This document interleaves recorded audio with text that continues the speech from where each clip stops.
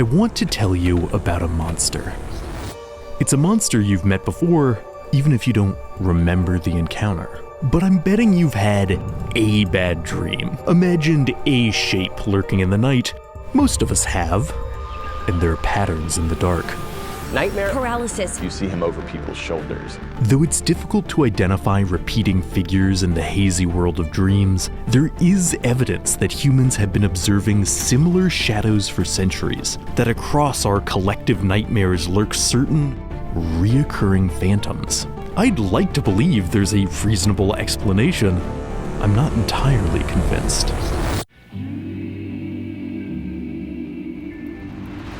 We can't begin until we've said hello to the Hat Man, of course. You might have seen images of this silhouette online, a shadowy figure with a snazzy head accessory. Most claim they've glimpsed him during sleep paralysis, a well-documented condition where the body shuts down and the brain perceives vivid, monstrous shapes. But this figure is only the most recent specter that's been haunting multiple minds. Eerily similar accounts of dream visitors stretch back thousands of years and across different cultures. These so-called shadow people, they definitely get around. The question is, what does that mean?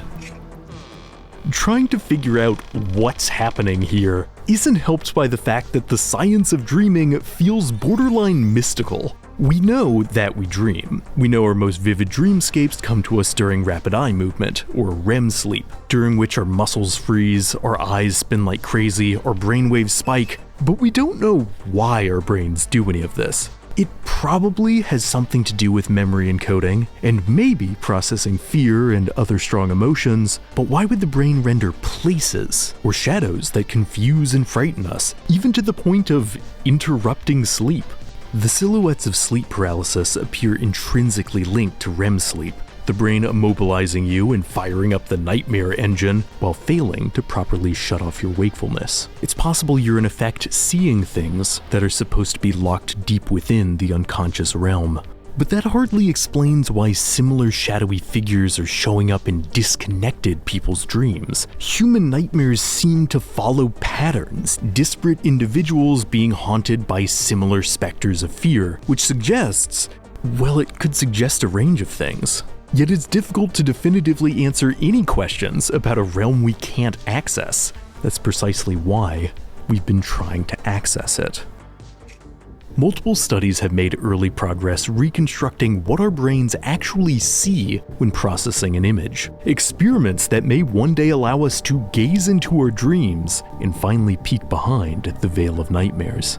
Imagery pulled from the mind looks hazy, dreamlike, almost AI-generated, despite many of these experiments predating modern AI. One of the major takeaways from such tests is just how effective the brain is at finding patterns. Our visual centers seem to be constantly working overtime to categorize stimuli, which is likely why it often gets things wrong. Pareidolia, for example, is the surprisingly common phenomena of seeing patterns, typically faces, in unrelated imagery, which most of the time is harmless, funny, and even fundamental to many types of art mediums. But if you make things more obscure, if you dim the lights, pareidolia starts to get unsettling. Dark shadows throw off human pattern recognizers. A shadow is a question, an implication that can warp and change in an instant, going from something ordinary to something sinister. And if the mind doesn't know what to make of what it's seeing, it often defaults to a threat, even going as far as to see dangers in the dark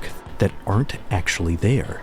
Then again, how can we be certain there's nothing there unless we take a closer look?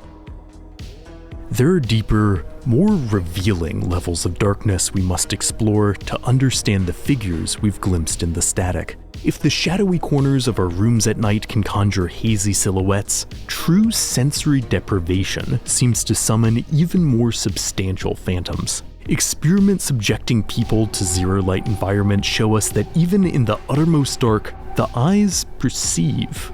When briefly exposed to the void, most subjects experience mirages, harmless swirls of light and color notably similar to hypnagogic hallucinations, mysterious geometric patterns the brain generates before going to sleep that around 80% of us will see at least once in our lives. But prolonged exposure produces far eerier visions. This is something the CIA discovered through the quite menacingly named Project X-38, a research initiative shrouded in secrecy that helped inspire numerous works of popular horror sci-fi. Project X-38 found that with enough time in the void, people started seeing other things. Floating objects, crying babies, and indeed, the silhouettes of shadowy people.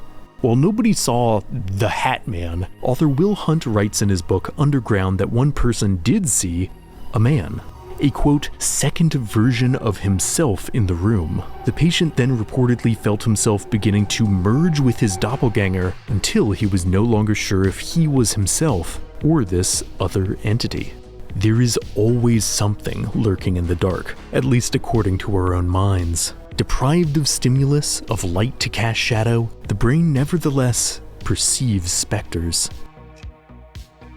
Darkness-induced visions, and the eerie figures that haunt them, are a downright Lovecraftian aspect of consciousness, a fact that's easier to visualize thanks to the Google Deep Dream experiments. Markedly different from modern AI, Deep Dream was a program essentially built to hallucinate, an algorithm doomed to find patterns in images that simply weren't there. They basically gave a computer pareidolia. For humans, looking at Deep Dream's output is often unsettling, as our own visual centers are fighting to make sense of a computer's half-formed nightmares. Footage of something as benign as a frog put through Deep Dream feels eldritch in a way few things I've seen truly are. And this is a technology whose structure is trying to mimic human visual and neural architecture, a mirror to our own imperfect nerves and neurons. So when the machine also begins dreaming of monsters, that tells us something. In an excellent video by Sarah Davis Baker on digital hallucinations, she talks about the Crungus, a creature that kept appearing in early generations of AI image models, back when this technology was still quaint instead of horrifying for a different reason.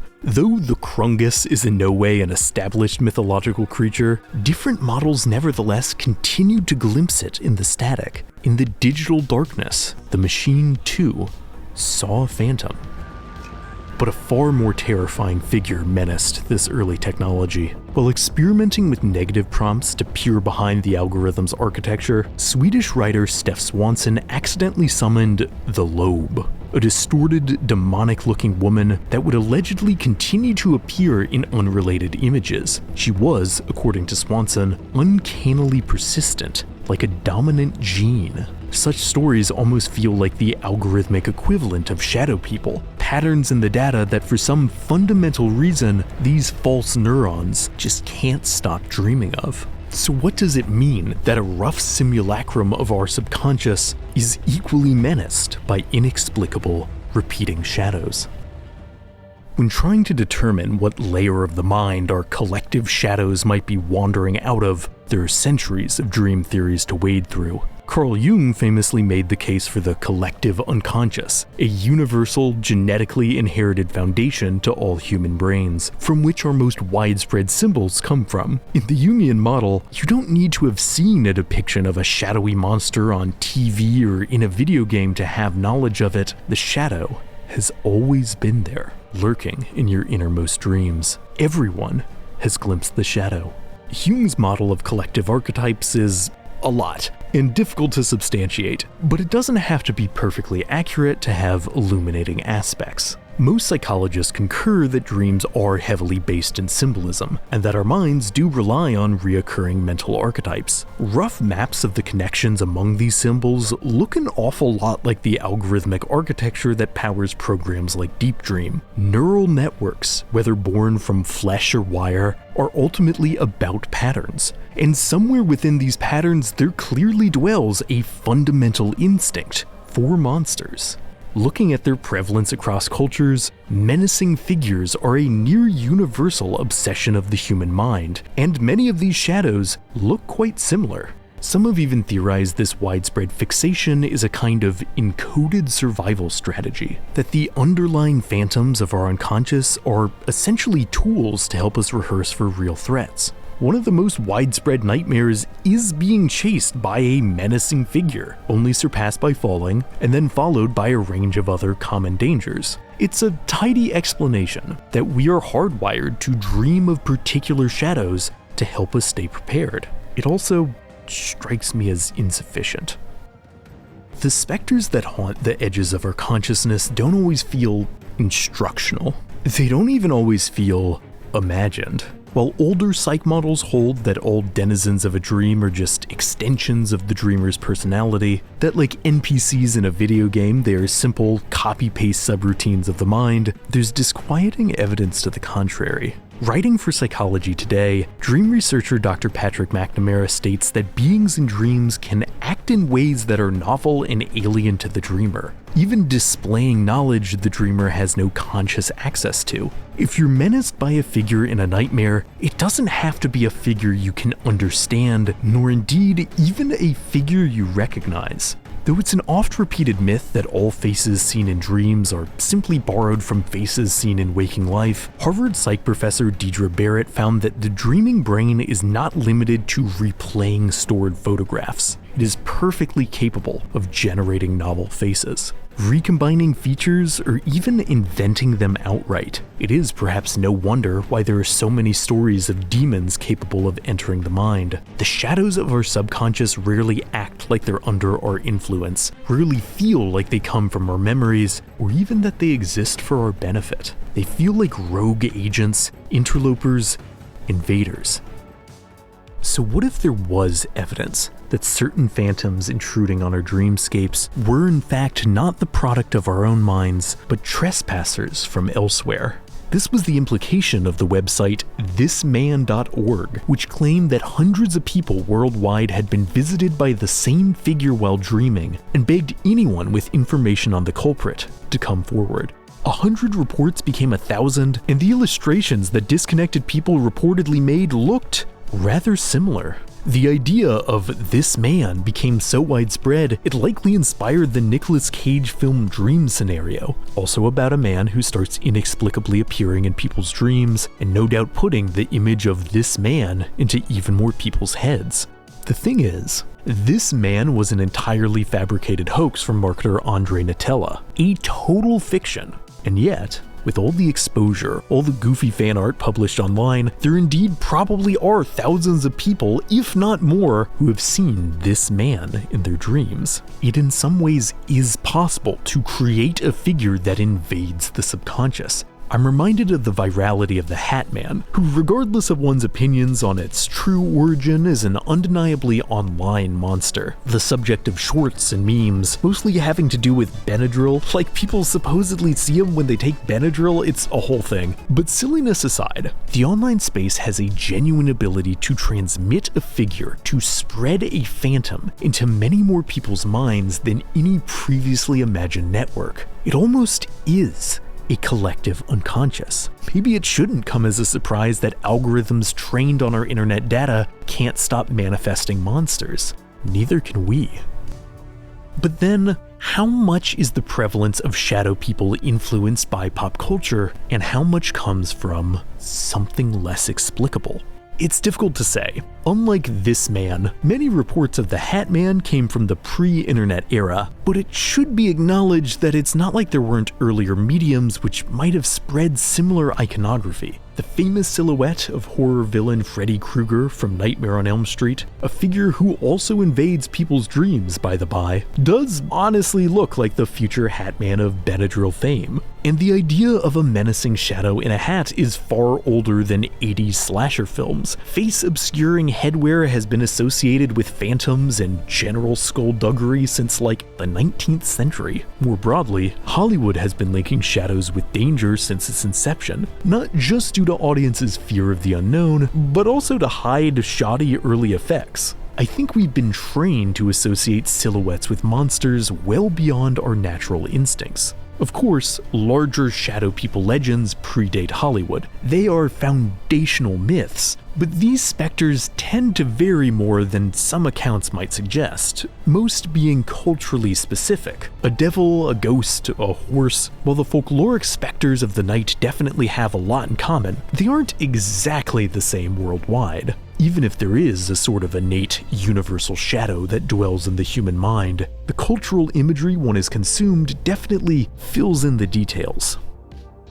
But is that all these specters are? The shadows of culture mixing with the monster-prone engine of human consciousness? The truth is, it's easy to discuss the sociology and science of sinister visions from a distance. It's another thing to actually experience them. While just about everyone has glimpsed some spooky shadow of a bad dream, I had a hunch that diving down this particular rabbit hole might cause me personally to have some especially rough visions. I was watching my 50th or maybe 60th movie clip of a ghastly thing going bump in the night, and started to feel pretty confident my brain would, unhelpfully, cook up some similar nightmare.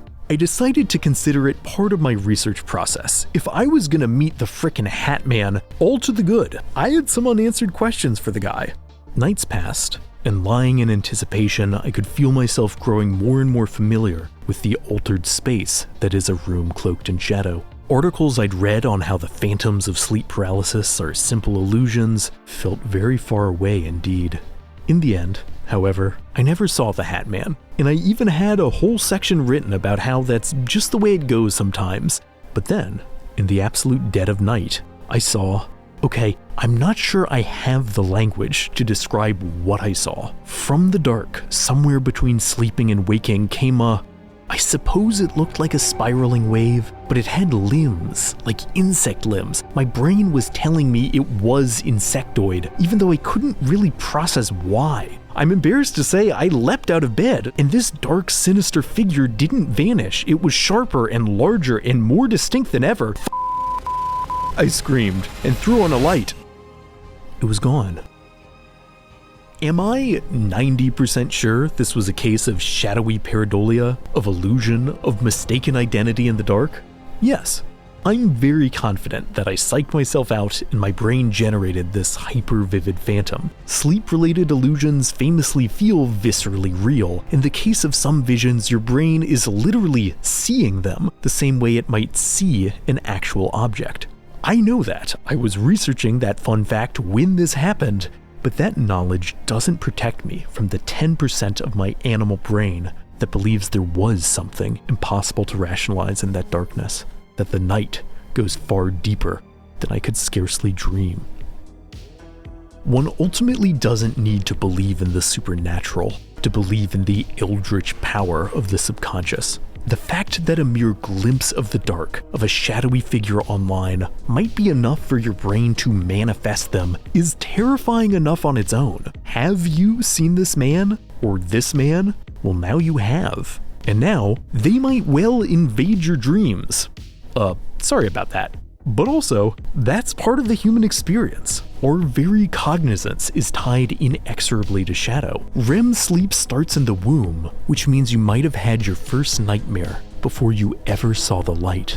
The purpose of our nightly visions in the dark is, in many respects, the fundamental mystery of being alive. In fact, forget dreams. We don't even know why we sleep. It's not just to save energy. Simply lying down saves a similar number of calories. Yet whatever delving into the dark of slumber offers living organisms, it's clearly essential, as animals like dolphins who can't fully doze off without drowning will sleep unihemispherically, basically splitting their brains in two just so they can access unconsciousness. Lots of vital brain maintenance seems to happen while an individual rests. But is plunging one's cognizance into the abyss truly necessary? Where do we go when we close our eyes?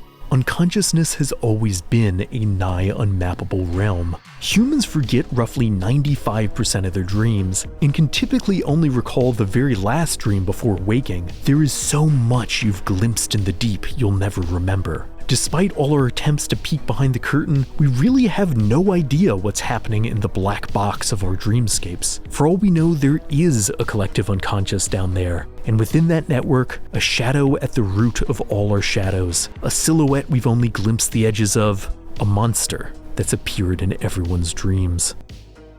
But whether or not one buys into some grand Jungian collective, it's undeniable that humans, collectively, dream of monsters. Spinning stories from the shadows of night is as fundamental a part of being as sleep is. It has always been true that to peer into the dark is to see things that go bump in the night. Some have even theorized this too is a lingering threat instinct, that the same reflexes that kept our ancestors wary of real dangers and the gloom beyond their fires now conjures threats in the empty corners of our rooms while we're just trying to get some shut-eye. But after a slightly too close encounter with the dark myself, I'm hesitant to rule definitively on any aspect of the murky dream realm. I think Harvard psych professor Barrett said it best when asked the true purpose of our nightly journeys into the realm of dreams. The question itself invites an overly tidy answer. We wouldn't expect a one-sentence explanation for the purpose of waking thought. If I could shine a light, illuminate in perfect clarity the specters of our collective nightmares, and reveal definitively the truth of said figures, I would. But such shadows belong to the unknown, to the obscurity of the night. We aren't meant to understand everything that lurks in the murk of the unconscious. Sometimes it's wiser to keep our eyes closed. Sweet dreams!